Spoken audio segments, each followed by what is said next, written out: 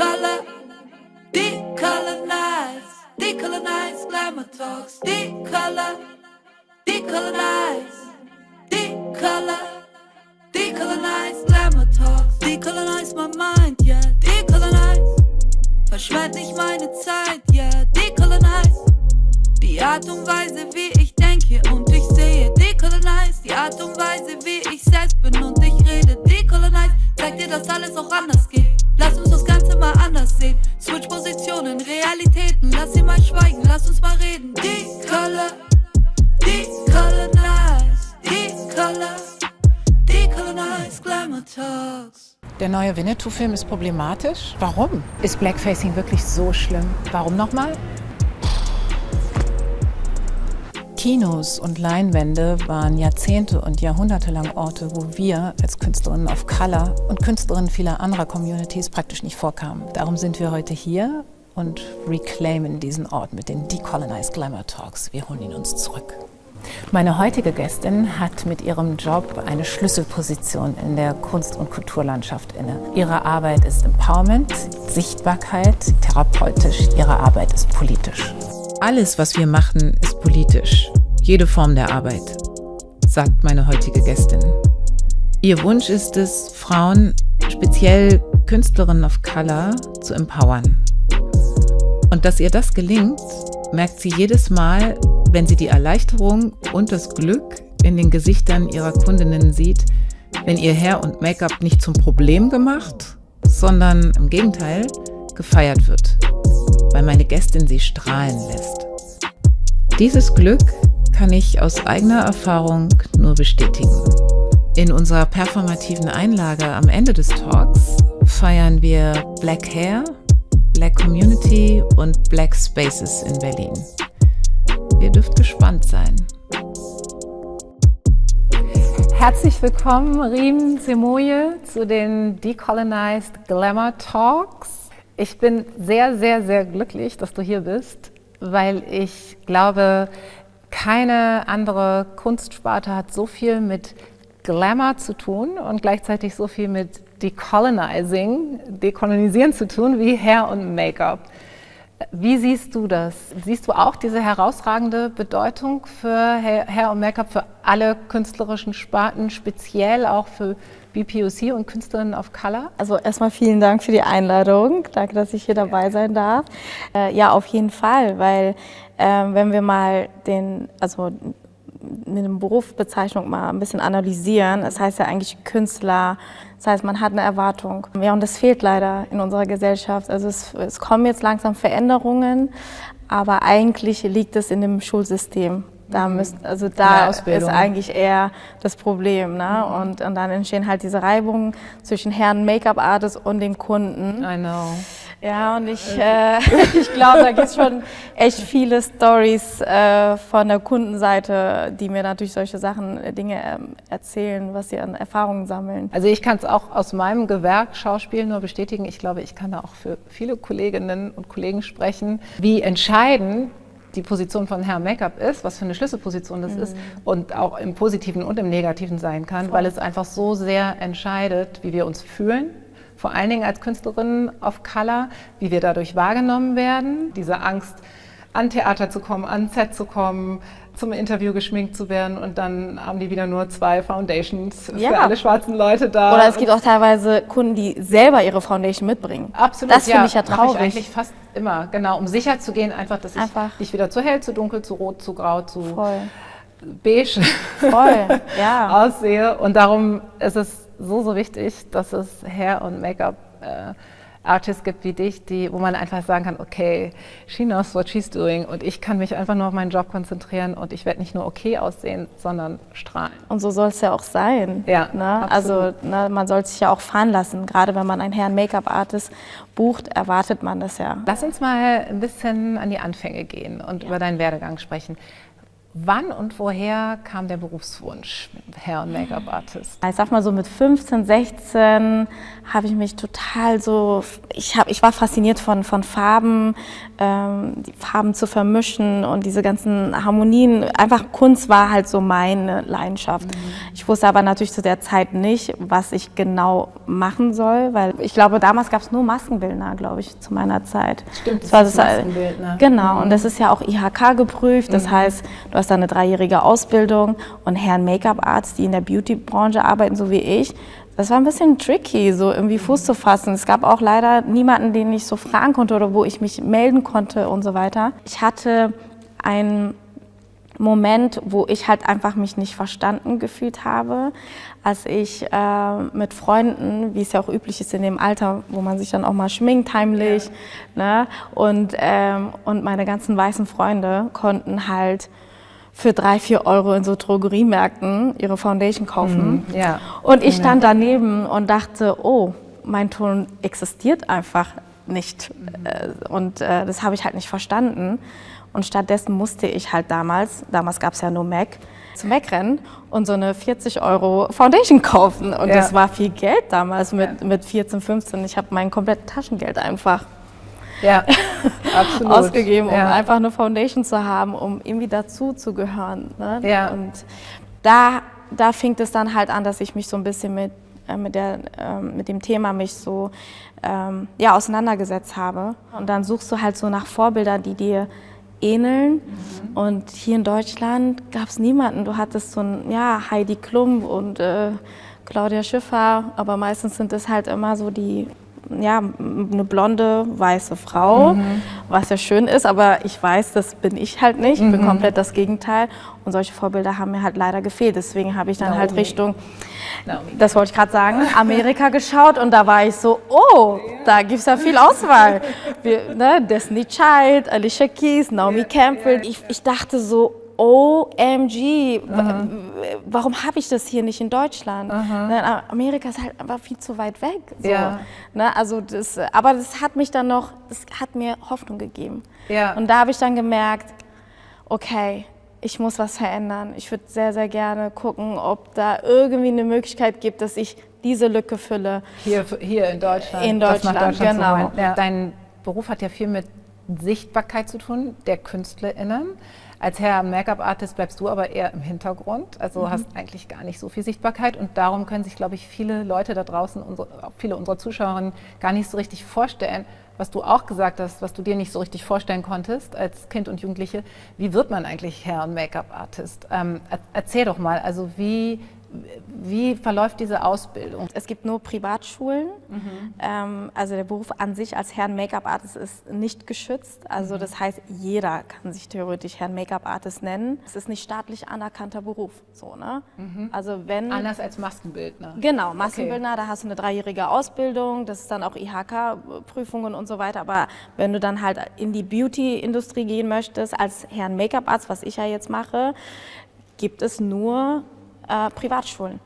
Und da kommen wir dann auch wiederum zu dem Punkt, dass da leider Gottes irgendwie nicht alles gelehrt wird, also zumindest den Part als für Dark Skin. Es gibt halt in Europa die Möglichkeit, dass du halt in Frankreich, in Holland, England dort natürlich eine Ausbildung machen kannst und eine Weiterbildung auch zu Afro-Hair und so weiter. Und das habe ich dann halt gemacht, weil es in Deutschland bis heute nirgendwo Schulen, Workshops, es gibt halt nirgendwo, wo du dich als Herren-Make-up-Artist dich weiterentwickeln kannst. Dementsprechend gibt es aber auch nicht qualifizierte Dozenten. Das ist ja das Problem. Also du brauchst da schon Leute, die da Ahnung haben und dann natürlich ihre Schüler lehren. Und ich wünsche, es gäbe halt die Möglichkeit, dass man in den Schulen erstmal das verändert, damit wir dieses Problem nicht haben, dass dann halt auch Kunden, die auch unter anderem in der Öffentlichkeit sind, die dann leider diese schlechten Erfahrungen sammeln. Kunden of Color. Genau, People of Color und dass man denen das Gefühl gibt, hey,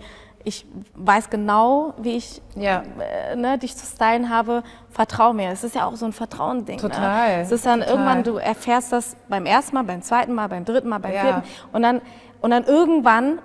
Und du wirst immer nervöser, weil du musst ja einen Job machen vor der Kamera, auf der Bühne, im Interview und wenn du halt da sitzt und weißt, also es sieht einfach nicht gut aus, dann kannst du dich nicht auf dein Job Voll. konzentrieren, auf das Eigentliche. Ja. Ja.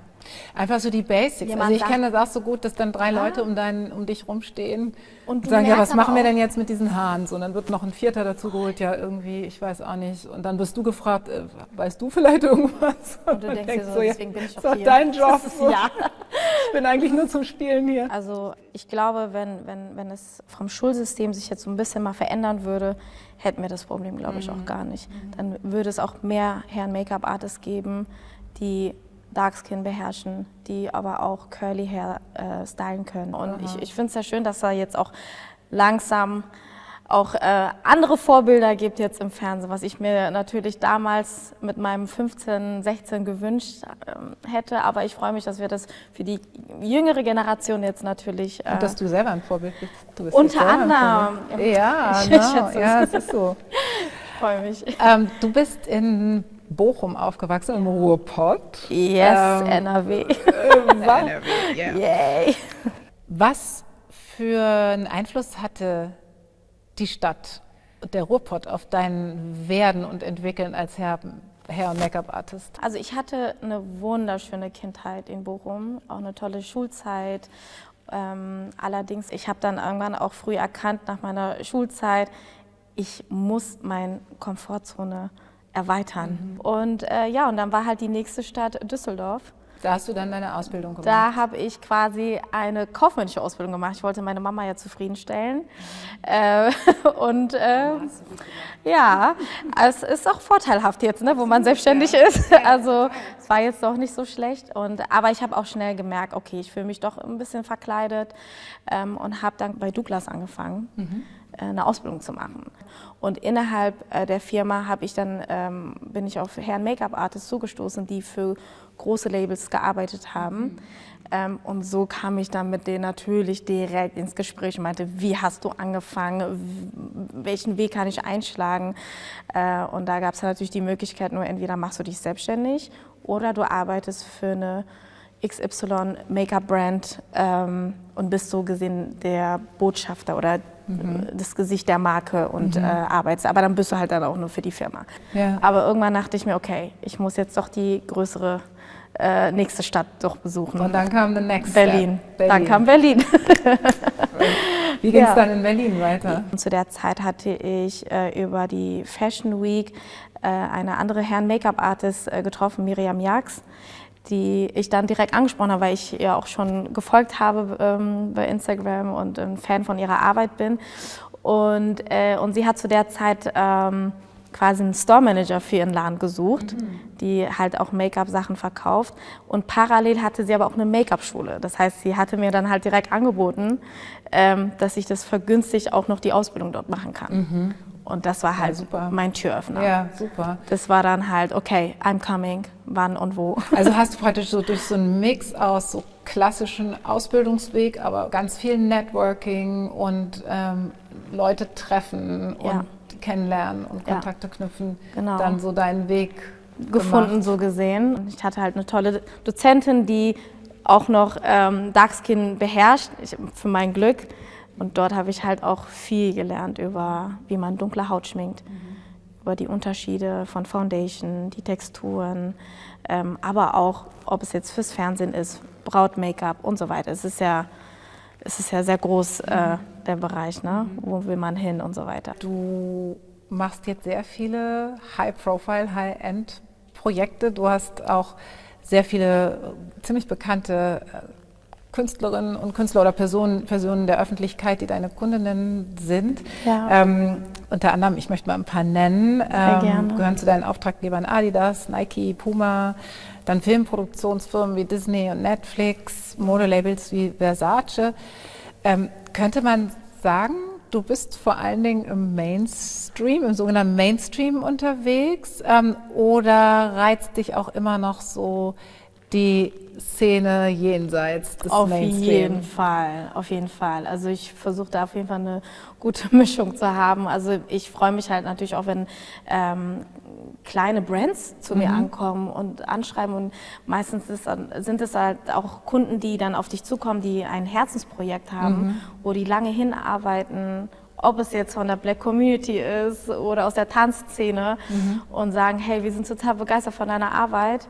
Meinst du, wir könnten dich anfragen? Aber dann sind die auch total vorsichtig. Das schlägt ja mal ein, so wenn man dann so diese große Brands hört. Klar, ich weiß, dann denkt man so, okay, die wird wahrscheinlich nicht für uns arbeiten. Genau. Ey, fragt mich immer an. Ich freue mich, also wenn ich das fühle und ich sehe, okay, dahinter ist eine Leidenschaft, dahinter ist eine coole Message vor allen Dingen, eine coole Story. Ich freue mich ja, dass ich ein Teil dann des Teams dann auch dabei bin, klar. Wie hast du dir deinen Kundinnenstamm aufgebaut, speziell auch in der Black Community? Die wird auch viel empfohlen, also ne? es ist ja auch mal dieser Erfahrung Support ja. innerhalb der Black Community, was ich ja total toll finde und so fing das dann halt an. Dann schminkst du dann Nikita Thompson und übermorgen kommt dann Aminata Belli. Ja, also, und es spricht sich auch einfach rum, wenn da Leute sind, wo man sagt, die kennt sich aus. Oh, da ist jetzt eine, die mit meinen Haaren umgehen kann und Make-up. Make-up. Ja. Und das sind halt genau die Frauen, die natürlich gerade diese schlechten Erfahrungen gesammelt haben und dann auf einmal doch noch was sehen. Oh mein Gott, es gibt Hoffnung. Ich habe es erst realisiert, als ich dann gemerkt habe, okay, es gibt doch nicht so viele, die es können, aber man wächst ja damit auf. Also ich kenne es ja nicht anders. Für mich ist es total normal, Haare zu braiden. Meine ganze Familie kann braiden, aber es kommt auch durch die Kultur, mit der ich aufgewachsen bin. Also meine Familie kommt aus Eritrea. Ich bin mit beiden Kulturen aufgewachsen, mit der deutschen und mit der eritreischen Kultur. Und dort ist es üblich, dass man sich die Haare immer braidet. So, ne? Und das habe ich dann halt irgendwie dann gecheckt und dachte so, ey, steh zu deinen Roots, so. Und so binde ich halt immer meine Styles mit rein, so, ne, und biete dann halt diese ganzen Möglichkeiten, was wir mit Curly Hair alles machen kannst. Es ist mehr als nur Cornrows und Braids. Ich wollte halt einfach aus diesem klassischen, ich nenne es mal jetzt einfach mal so Braid-Style, den man so kennt, was Neues kreieren, was Modernes. Also ich nehme mir was vor und zeige dann den Look und wenn die Kunden sagt, ja, ich will es machen, let's do it, dann wirkt sie ganz anders, sie strahlt anders.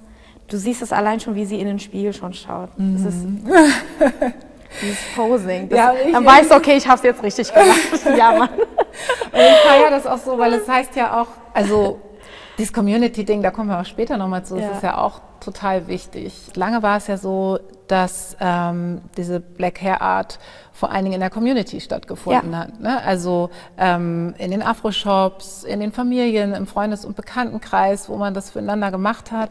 Dann hat so ein Wandel stattgefunden und es ist irgendwie im sogenannten Mainstream angekommen, oder? Weil das hat ja auch wieder viel damit zu tun, so wer sagt eigentlich, wer gibt eigentlich vor, was schön ist, diese Deutungshoheit, oder? Wie empfindest du das? Dass da voll. Ja, also ich fand es irgendwie traurig, dass eine schwarze Haut oder eine dunkle Haut, jemand, der gebraidet ist, nicht als Schönheitsideal gesehen wurde. Also für mich sind dunkle Menschen, also für mich persönlich sind die halt die schönsten so. Na, und das wollte ich halt, also wenn man dann auf meiner Seite auch geht, man sieht ja zu 80% BPOC, POC. Das war mir wichtig, dass ich diese Frauen repräsente, die für mich, die mich inspirieren, persönlich, aber auch auf der Arbeit, die ich aber auch als schön empfinde. Und das zeige ich der Welt, ey, für mich ist das aber als Schönheitsideal. Also ich weiß nicht, wie dein Eindruck ist, aber ich habe das Gefühl, das ändert sich gerade. Und ich habe mich so gefragt, liegt es darin, dass wir als People of Color oder auch Artists of Color mehr in diesen Mainstream reingehen oder wir sogar selber, ne, Mainstream müsste man ja auch mal definieren, selber der Mainstream sind in dem Sinne, dass wir jetzt Trends vorgeben und dass wir vorgeben, was en vogue ist und was schön ist? Oder liegt es daran, dass die sogenannte Mehrheitsgesellschaft offener geworden ist? Oder beides? Ich glaube beides. Ja. Ich glaube, es ist so eine Mischung aus beidem. Also ich kann es ja nur aus meiner Perspektive sagen, als Hairstylistin, ich sehe die Veränderung hinter den Kulissen. Eine Zeit lang gab es ja nur vor der Kamera eigentlich eher weiße Menschen. Und jetzt merke ich, es ist komplett das Gegenteil. Jetzt werden eher viel mehr BPOC, POC Models gefragt, wo ich mich ja natürlich total freue, weil es ist ja natürlich so, wenn man selber persönlich ja betroffen ist, ich weiß genau, wo der Struggle ist. Wenn wir mal so über den emotionalen Aspekt von Hair und Make-up reden, haben wir ja auch schon gemacht. Wie war dein Bezug zu deinen eigenen Haaren im Lauf deines Lebens? Also wenn ich jetzt zurück an meine Kindheit denke, ich glaube, ich fand das so schlimm, wenn meine Mutter meine Haare gebraidet hat und ich so damit zur Schule gehen musste, weil ich genau wusste, okay, Ich werde da safe angesprochen. Die Leute werden mir einfach ungefragt die Haare anfassen. Ich glaube, das macht was mit dir. Und dann siehst du halt die Gesellschaft und in der Klasse, wenn zu 90% alle glatte Haare haben, dann wirst du es natürlich auch, damit du einfach nicht auffällst. Und ich habe meine Mama damals, glaube ich, angebettelt, mir einfach diese Frisur nicht mehr zu machen. Heute denke ich ganz anders. Heute denke ich mir so, Mist, ey, ich wünsche, sie würde mir jeden Tag meine Haare braiden. Ich freue mich, wenn sie meine Haare macht. Und ich finde halt auch, es ist mehr als nur Haare machen. Es ist auch die Art, wenn eine Mutter dir die Haare braidet. Total. Es ist ein ganz anderes Gefühl. Es fühlt sich wie zu Hause an. Ja. Es fühlt sich vertraut an. Es ist aber auch so ein, ja, ich weiß nicht, ich kann es nicht, es ist schwierig genau, zu beschreiben, was du meinst. aber ich glaube, viele wissen es, Ja, die in so einer absolut. Situation sind. Es ist was Magisches. Ich Absolut. glaube, die Hände einer Mama ist ja, unbeschreiblich auf jeden Fall. Was Wunderschönes verbinde ich damit. Und wann hat es dann so stattgefunden, also praktisch diese Selbstermächtigung, dass es so switchte von ich will mich am liebsten verstecken zu oh, I'm wearing my crown. Ja, als ich meine Vorbilder natürlich entdeckt habe in Amerika, dann siehst du so Brandy in ihrem Musikvideo, die hat Braids und ich war so, okay, sieht doch cool aus. Und da kam dann irgendwann, dass ich dann gemerkt habe, nee Mann, ich muss zu mir stehen. Ja.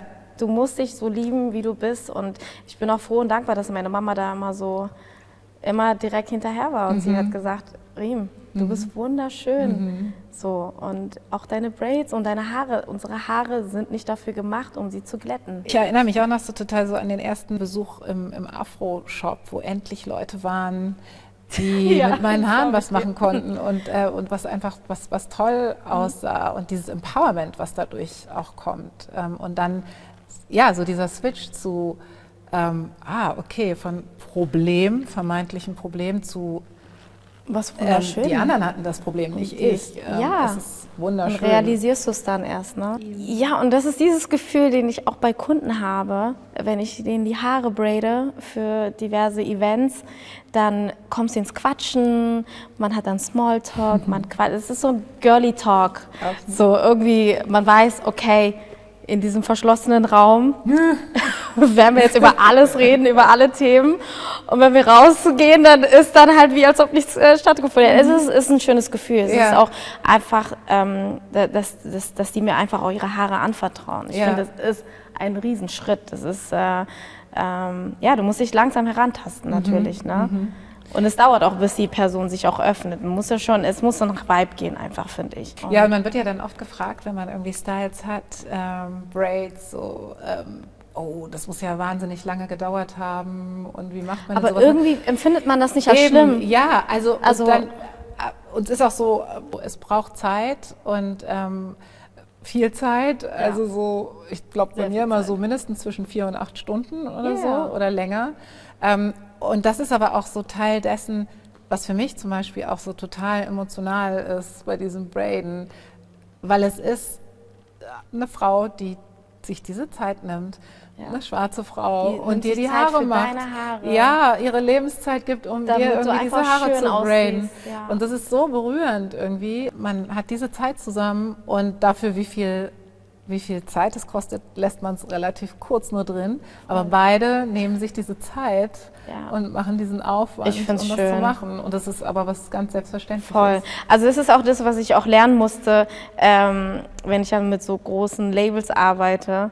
Und dann erwarten die wahrscheinlich, weiß nicht, bei XY Model, die Curly Hair hat und dann wollen die Braids haben. Und dann sage ich denen, hey, einen Tag vorher. It takes time. So, ne? Und das verstehen die dann natürlich nicht. Und genau, aber es ist gut so, weil nur so können wir voneinander lernen. Und für die ist es ja auch nochmal eine ganz neue Sache oder eine neue Situation, sagen wir mal so, ne? Weil es ja vorher nie stattgefunden hat. Jetzt kommen die Veränderungen, jetzt sind die alle offen, jetzt wollen alle dazu lernen. Und ich freue mich, dass die jetzt auch mittlerweile das gecheckt haben, dass sowas Zeit einfach in Anspruch nimmt. Und es ist auch nicht nur einfach Braiden, ne, wie du sagst. Es ist halt viel dieses mehr. Feeling, es ist Community. Es ist magical einfach. Also es was hat soll das ich auch sagen. noch für dich, obwohl du jetzt Immer so in der noch, Top-Liga angekommen bist. immer noch. Und ich liebe es, wenn jemand zu mir ankommt und sagt so, hey, ich würde gerne mal die Haare braiden bei dir. Ja. Ich freue mich, klar. Ja. Wo möchtest du in 10 Jahren sein mit deinem Beruf? Was möchtest du machen? Mit wem möchtest du arbeiten? Hast du da Vorstellungen? Boah, hättest du mir diese Frage vor 10 Jahren gestellt, dann hätte ich wahrscheinlich geantwortet, dass ich ja, an dem Punkt ankommen möchte, wo ich jetzt heute bin. Oh ja, perfekt. Und das ist wirklich, ich bin blessed und dankbar und ich weiß nicht, also manchmal realisiere ich das nicht, allein schon mit den großen Marken zu arbeiten. Auslandserfahrung würde ich trotzdem noch machen, glaube ich, aber das wäre jetzt nicht so in 10 Jahren, sondern so jetzt demnächst. Und in 10 Jahren, ich glaube, ich würde sehr gerne eine Schule eröffnen. Oh ja. Ja, Bitte. eine Schule wäre cool. Ich Ja. glaube, eine Schule, wo man auch dann wirklich alles lernt. Ja. Von Dark Skin, Light Skin, Afro, Braids. Ich werde bei der Eröffnung dieser Schule da Oh sein. Girl, du wirst Und mein Model ich sein. Ich werde eine Laudatio halten auf dich. Oh, das wäre cool. Ich glaube, da sehe ich mich, in 10 Jahren. Das wäre ein Träumchen. Jetzt kommen wir noch zu unserer künstlerischen Einlage, die ich ja mit jeder meiner Gästinnen mache. Was wird das bei uns sein? Was wird es bei uns sein? Willst du es verraten? Was verraten? Also, ja, darf ich es verraten? Ja, bitte, also, bitte. Riem wird mir einen Hairstyle machen. Yes! Und es wird aber nicht einfach nur ein Hairstyle. Es wird, wie alles, was sie macht, Kunst, hohe Kunst. Ja, aber es ist nochmal dein Eigenstyle, ne? Ja, Sorry. und lasst euch einfach überraschen. Ja. Es hat was mit Haaren zu tun und es hat was mit uns beiden zu tun. Es wird cool. Und es wird auf jeden Fall sehr cool. Ich freue mich schon drauf. Vielen Dank, dass du hier warst. Ich habe zu danken. Danke dir.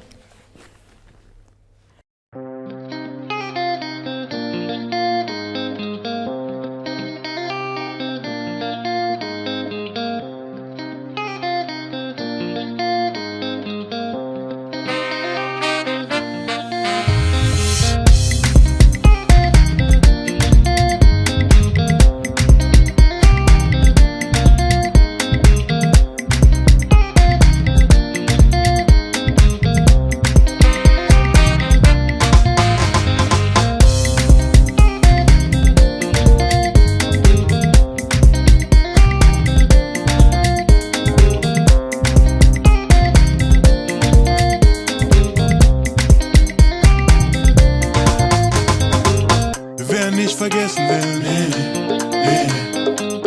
wer nicht vergessen will, schweigen jetzt nicht mehr wir, sind Teil der Geschichte hier. Ich steigere meine Leistung wie der Bruder Jesse Owens. Ich zeige meine Haltung wie der Bruder Jesse Owens. 1, 2, 3, 4. Jesse, oh Jesse. Ich werd's mir jetzt erst recht hier holen. Jesse, jetzt erst recht hier holen. Jesse, wahrlich willkommen, Jesse.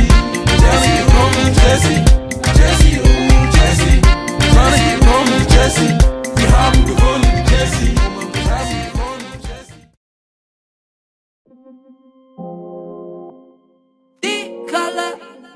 Decolonize, decolonize glamour talks. Decolonize, decolonize glamour talks. Decolonize my mind, yeah. Decolonize, verschwend nicht meine Zeit, yeah. Decolonize, die Art und Weise, wie ich denke und ich sehe. Decolonize, die Art und Weise, wie ich selbst bin und ich rede. Decolonize, zeig dir, dass alles auch anders geht. Lass uns das Ganze mal anders sehen. Switch Positionen, Realitäten, lass sie mal schweigen, lass uns mal reden. Decolonize, decolonize glamour talks.